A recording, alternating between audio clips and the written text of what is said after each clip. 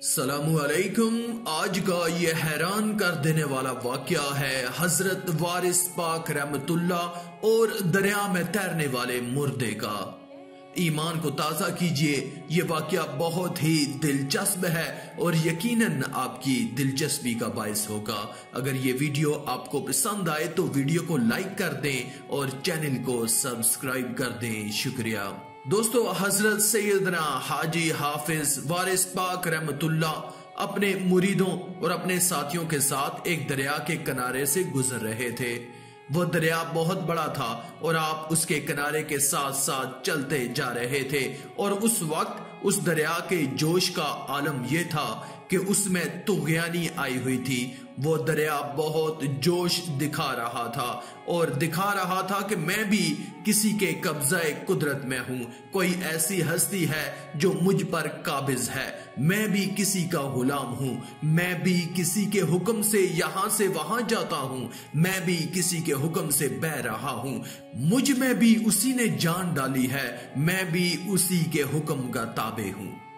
غرض یہ کہ آپ دین کی تعلیم کے لیے اپنے شاگردوں کے ساتھ وہاں سے گزر رہے تھے۔ ایک دم آپ کو خیال آیا کہ کیوں نہ میں اس دریا کے کنارے میں اپنا ایک لباس دھو لوں۔ ان کے پاس دو ہی کپڑوں کے جوڑے تھے، ایک انہوں نے پہنا ہوا تھا اور دوسرا انہوں نے دھونا تھا۔ جب یہ دل میں خیال آیا تو آپ نے اپنے شاگردوں سے کہا کہ ہمیں ایک دھوبی والے پتھر کی ضرورت ہے جس پر دھوبی اپنے کپڑوں کو پٹخ پٹخ کر دھوتا ہے۔ وہ پتھر ہمیں چاہیے، کیا تم لوگ وہ پتھر مجھے فراہم کر سکتے ہو؟ دریا کے کنارے بے شمار پتھر ہوتے ہیں، لیکن آپ کو وہی مخصوص پتھر چاہیے تھا۔ آپ کے کہنے پر، آپ کے فرمان پر ظاہر سی بات ہے آپ کے عاشقین جان دے سکتے تھے، سر توڑ کوشش کرتے آپ کے لیے وہ چیز حاضر کرنے کے لیے، آپ کا حکم سر آنکھوں پر، آپ کے مرید دھوڑے اس پتھر کو تلاش کرنے کے لیے، لیکن انہیں اس ندی، اس دریا کے کنارے اس جیسا پتھر نہ ملا۔ تھک ہار کر مایوسی کی حالت میں وہ آپ کے پاس آئے اور نہایت افسوس سے کہنے لگے، حضرت آپ نے جو خواہش ظاہر کی اس خواہش کو ہم پورا نہ کر سکے، ہم آپ کے لیے وہ پتھر نہ لا سکے، آپ کس طرح اپنے مبارک کپڑے دھو لیں گے؟ ہمیں تو یہ بھی منظور نہیں کہ آپ اپنے مبارک ہاتھوں سے خود اپنا کام کریں، لیکن یہ تو آپ کی ہی بڑائی ہے کہ کسی اور کو اپنا کام نہیں کرنے دیتے۔ حضرت ہم کیا کریں بتائیے، دریا کے کنارے تو پتھر نہ ملے، دریا کے اندر کیسے جائیں؟ زندہ انسان اگر پانی کے اندر اترے گا تو سانس رک جائے گی۔ آپ کے لیے تو یہ بھی کر سکتے ہیں، لیکن حضرت کیا ایسا ممکن ہے کہ دریا کی تہہ سے آپ کے لیے پتھر لایا جا سکے؟ آپ ان کی محبت اور ان کی عقیدت، ان کے عشق کو دیکھ رہے تھے۔ آپ مسکرائے اور فرمایا، اگر یہ زندہ انسان کے بس کی بات نہیں ہے تو چلو پھر مردے سے کہہ دیتے ہیں کہ وہ اندر سے دریا کی تہہ سے اس پتھر کو نکال کر لے آئیں۔ وہ تمام مرید حیران پریشان، دریا کے اندر مردہ اگر ہے بھی تو قبر ہوگی، اس کی سمندر کے اندر اتنی گہرائی میں وہ مردہ کیا آپ کی آواز سنے گا؟ اور دوسری بات، اگر کوئی ڈوب کر مر گیا ہو تو اس کے جسم کو تو دریا کے جانور مچھلیاں وغیرہ کھا چکے ہوں گے، کیا اس کا جسم ایک جگہ اکٹھا ہوگا اور آپ کے حکم کی تعمیل کی جائے گی؟ کیا ایسا ہو سکتا ہے؟ آپ ابھی ان کو دیکھ ہی رہے تھے کہ آپ کا فرمان جاری ہو چکا تھا۔ آپ نے آسمان کی طرف اپنی نگاہیں مبارک اٹھائیں، جیسے اس آسمان والے سے کہہ رہے ہیں، اے میرے رب، تیرے لیے تو کچھ بھی ناممکن نہیں ہے، اے میرے رب تو کن کہہ دے، ہر چیز تیری غلام ہے، بے شک تو ہمارا مالک ہے، بے شک تو ہی پیدا کرنے والا ہے، بے شک تو ہی مارنے والا ہے، اور بے شک مار کر دوبارہ زندہ کرنے والا ہے۔ آپ کی مبارک آنکھیں آسمان کی طرف دیکھ رہی تھیں اور ہمارا رب آپ کی جانب مسکرا کر دیکھ رہا تھا کہ میرے پیارے بندے نے، میرے دوست نے، میرے محبوب نے ایک فرمائش کی تو فرمائش کو پورا کیا جائے۔ حکم جاری ہو گیا۔ آپ ابھی دعا ہی کر رہے تھے کہ اچانک ایک مردہ تیرتا ہوا آیا۔ آپ نے مردے سے فرمایا، اللہ کا واسطہ ہے مجھے ایک دھوبی والا پتھر چاہیے، جاؤ اس دریا کی تہہ میں جاؤ اور وہ لے کر آؤ۔ مردے نے آپ کی بات سنی، حکم کو ٹالا نہیں اور آپ کے حکم پر دریا کے اندر گیا اور ایک بڑا سا پتھر لے کر نکلا۔ آپ کے تمام شاگرد یہ سب حیرانگی سے دیکھ رہے تھے کہ آج حضرت کی یہ کیسی عجیب کرامت ظاہر ہوئی۔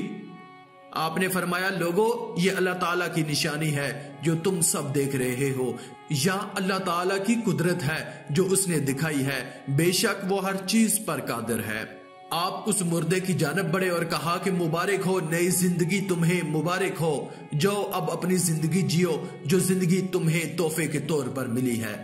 یہ تمہاری خوش نصیبی ہے، لیکن اب اس زندگی کو اسلام کے اصولوں پر گزارنا، جو ہمارے نبی کریم صلی اللہ علیہ وآلہ وسلم کی راہیں اور اسوائے حسنہ ہیں، ان پر عمل کرنا، دین پر عمل کرنا، تب ہی تمہاری زندگی کا فائدہ ہے، ورنہ ایسی زندگی سے تو موت بہتر ہے۔ وہ مردہ ادب سے وہاں سے چلا گیا۔ حضرت نے اس کے بعد اس پتھر پر اپنا کپڑا مبارک رکھا اور اس کو دھونا شروع کر دیا۔ دھونے کے بعد آپ کھڑے ہوئے، اس لباس کو سکھایا۔ تمام دیکھنے والے آپ کو دیکھ رہے تھے۔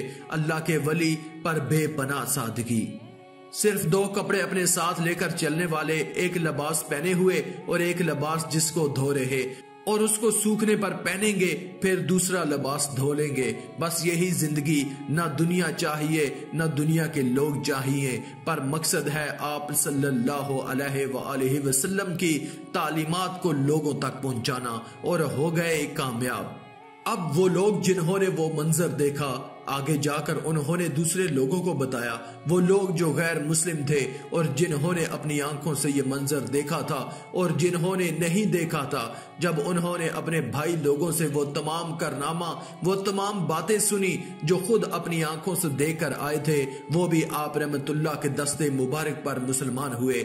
یہی تو بات ہے کہ اللہ والے اللہ سے ملاتے ہیں، اللہ اللہ اللہ کرتے ہیں، لیکن وہ اللہ اور اس کا نام دل تک جا رہا ہے، زبان تک نہیں رہتا، حلق تک نہیں اٹکا ہوا۔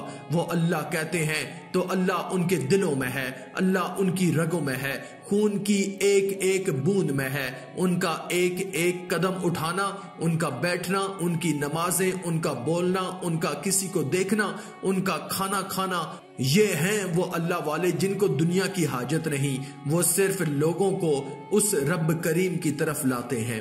شرک کا بیان نہیں دیتے، وہ نہیں کہتے کہ وہ ہماری عبادت کرو، وہ کہتے ہیں کہ ہمارے ذریعے اللہ کی طرف جاؤ، جس نے اس پوری کائنات کو بنایا ہے، جس کے کہنے پر وہ مردہ زندہ ہوا اور دریا کے اندر سے وہ واپس باہر آیا اور پھر سے چلا گیا، وہ زندگی کی طرف کہ اب وہ نئی زندگی گزارے گا۔ مردے کو بھی مسلمان کر دیا، جو زندہ تھے ان کے دل بھی جاگ گئے، ان کے دل بھی زندہ ہو گئے۔ ہم کہتے ہیں کہ ہم زندہ ہیں۔ زندہ اس وقت ہوئے جب نبی کریم صلی اللہ علیہ وآلہ وسلم کی محبت کو اپنے دل میں رکھا، جب ان کی آل کی محبت کو اپنے دل میں رکھا۔ حضرت وارث پاک رحمت اللہ کا ملک ہندوستان میں آج بھی راج ہے۔ جس جگہ پیدا ہوئے اور جس جگہ آپ تشریف لے کر گئے، ہر جگہ آپ نے اسلام کی روشنی پھیلائی، لوگ آج بھی عقیدت سے آپ کا نام لیتے ہیں۔ آخر میں اللہ رب العزت سے دعا ہے کہ اللہ ہمیں نیک اعمال کرنے اور برائی سے بچنے اور بچانے کی توفیق عطا فرمائے، آمین یا رب العالمین۔